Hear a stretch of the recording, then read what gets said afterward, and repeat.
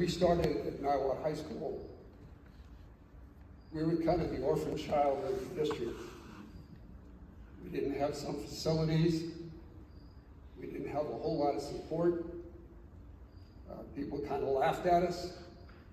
But there was an article written in the Boulder Daily Camera, actually, at the time, that said, this was probably after the first year, or even maybe during the first year, that Niwot High School could possibly become the Cherry Creek of the North. Right now, I think Cherry Creek would be really lucky to be the Niwot of the South.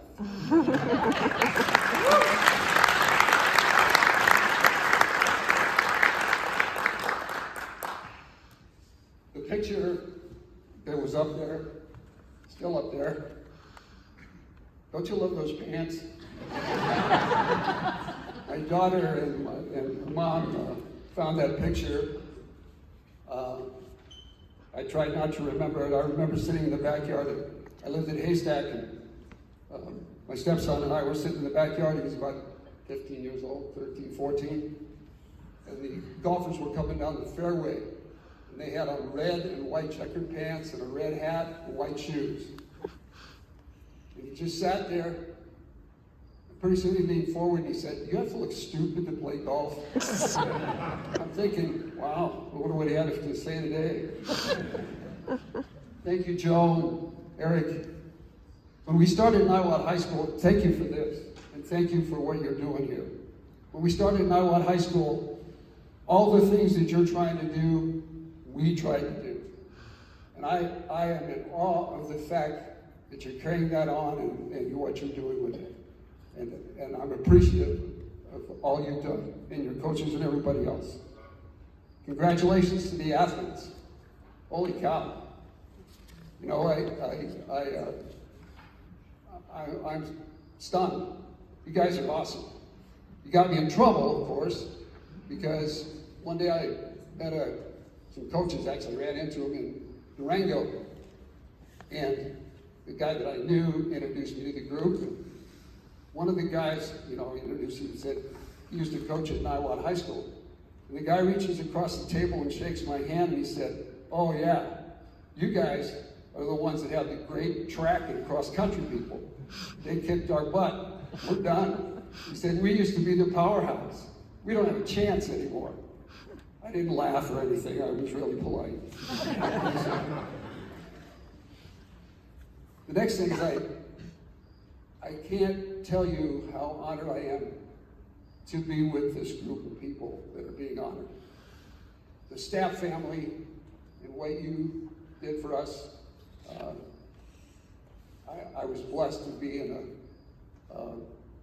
a committee with Art. And if you students don't know this, you wouldn't have your weight facility out there if it wouldn't have been for the Stapp family and a lot of other people that started that, because we were the only, we had a weight room, but it was about 10 by 10. I think it had a weight machine in it, if I remember correctly.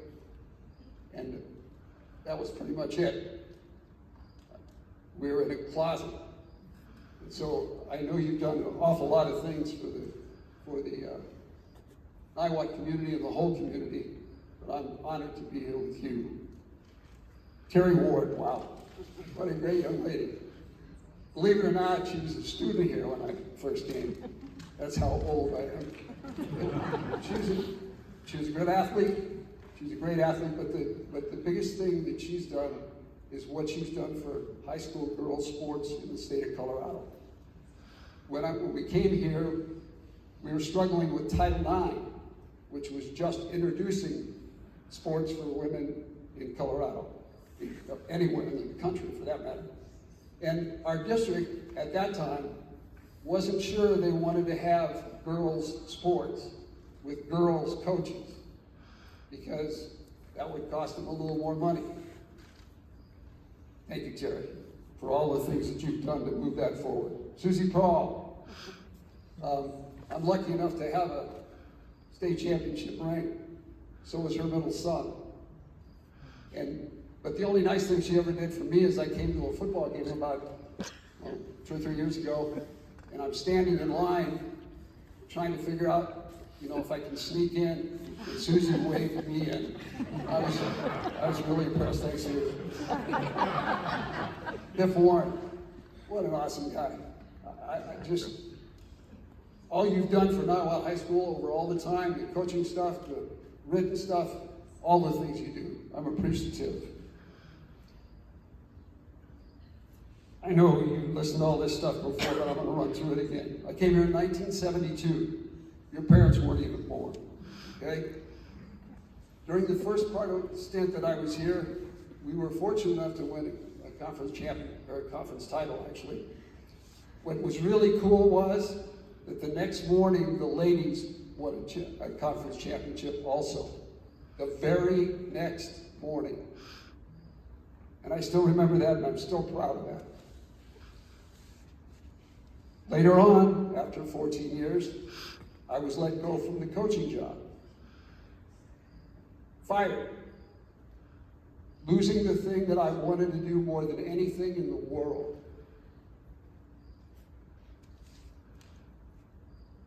I ended up, 4 years later, I taught here the whole time, and I loved it. 4 years later, the job opened back up. A gentleman named Mike Flynn, who happens to be sitting in here, was gracious enough to give me an opportunity to interview, and I got the job back. From there we went on to win a state championship. And looking back, I loved every minute of every piece of that. And the point of all of this is that you cannot ever, ever forget what your dream is. Because my dream was to be at a place like this, in a school like this, with people like this. There's a country song that goes, if you have a chance, take it. If you have a dream, dream it. Because the dream won't chase you back. The point is that you have to do everything you can to stay with it. There are high, low points, low points. They all count as to who you are. Which gets me to this. In the gym, I believe still, it says, your pride is your life. What does that mean? That means you're exactly who you want to be.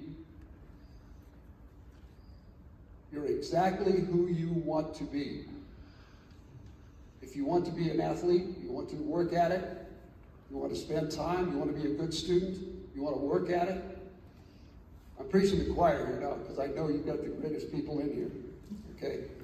But don't forget these things. Be humble.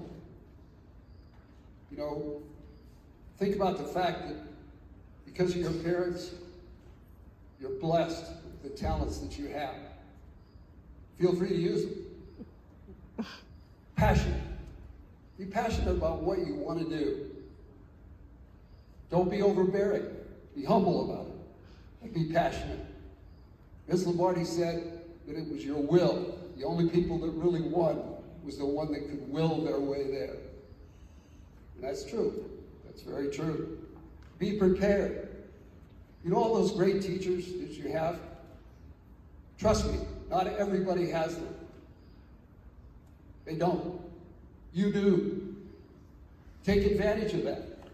Be the best possible student you can be. There's some academics that you don't like, okay? You can't just pass that off and ignore it and move on. Because someday you're going to wish that you'd have been a little better there. Maybe a lot better there. And the last part of this is be grateful. Be grateful to your parents. Be grateful to your coaches. Be grateful to your teachers. And most of all, be grateful to those young people that are next to you. Because you're going to spend your whole life growing up with them, being somebody, them being somebody. And you can benefit from them, and you're going to be friends forever. That's really important. Be a part of something much bigger than you. You're already there. You're at Niwot High School. We wanted to be the best, the classiest. You are. And I think that's absolutely awesome. NHS is a family. Your team is a family. When I first came here, my very first practice, like I said, we were an orphan child and we were practicing at Longmont High School. And we tested our athletes. John Millay was one of our coaches at the time too, and we tested our athletes, and I don't remember how many people we had, we had 20 some I think, or maybe even 30, I don't remember. But the first thing they had to do was run the mile. Why does a football player have to run a mile? Well, because the coaches would like to know what kind of shape you're in. So these kids took off running. They ran a lap, they ran another lap, and when the first kid passed the line, the kid at the end passed the line on the second lap. So as the kid goes around, he finishes, the kid that was first, runs the entire race. He finishes, steps off the track, and the kid that was last finally gets to the line on his second lap. He runs past the edge and he's dying. I mean, he's toast. I'm standing up and I'm thinking the kid's gonna have a heart attack. Maybe we should stop this. Maybe we should get him off the track. He runs about 10 yards and the kid that won the race stepped back on the track and ran with it until he finished. As they came around the next time, every single player stepped back on the track. Wow. It's my first day of practice. And I know suddenly that I have some leadership, a freshman kid. Every one of these kids is going to count because they all worked at it. The young man that finished last had to finish. He wanted to, but he had to too, because of the other people that were on the track. In 1990, we were fortunate enough to win the state championship. One of the greatest reasons we won it, we were 3-1, we lost to Loveland.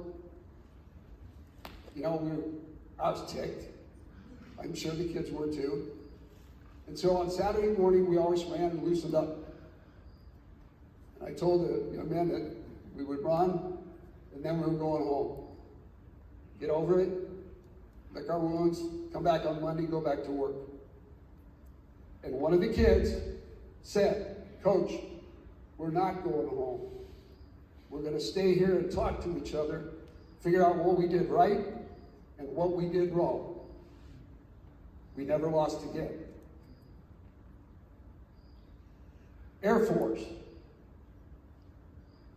Washington State, or University of Washington Huskies, and the Michigan Wolverines in the semifinal game of this year on national television. And SDSU's graduation. What do you suppose they have in common? Let me tell you a story about SDSU. I went to a graduation at SDSU, San Diego State University, I believe it is. And the venue was out in the middle of this big grass area. The speaker, the main speaker, was the President of the United States, Bill Clinton. So we walked out into the grass area. We're there, you have to be there hours ahead of time because of all the people that live in California. And it's nice and sunny. And so we're laying on the grass, and finally, two speakers come out, two college professors. The first one starts his speech, and he goes on and on and on. By now, just about everybody's laying down. Some of us, me, was asleep by then. The next college professor comes out. He does exactly the same thing. And you got to understand that there are people standing on the buildings with rifles so that, to protect the president and all that kind of stuff, because he's coming. And I'm thinking, what am I doing here? This is crazy.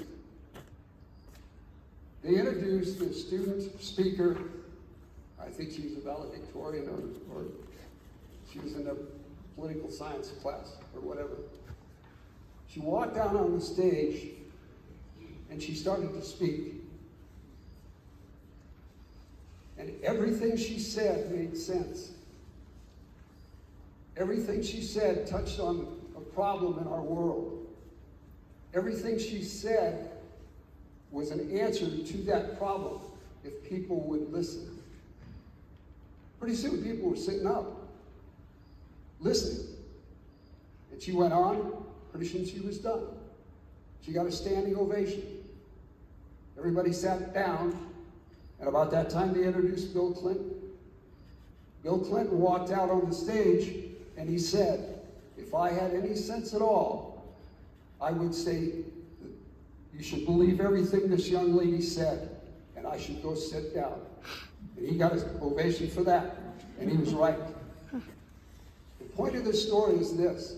All three of those places, the Air Force Academy, who happened to have a young lady that was in the first class inducted at the Air Force Academy,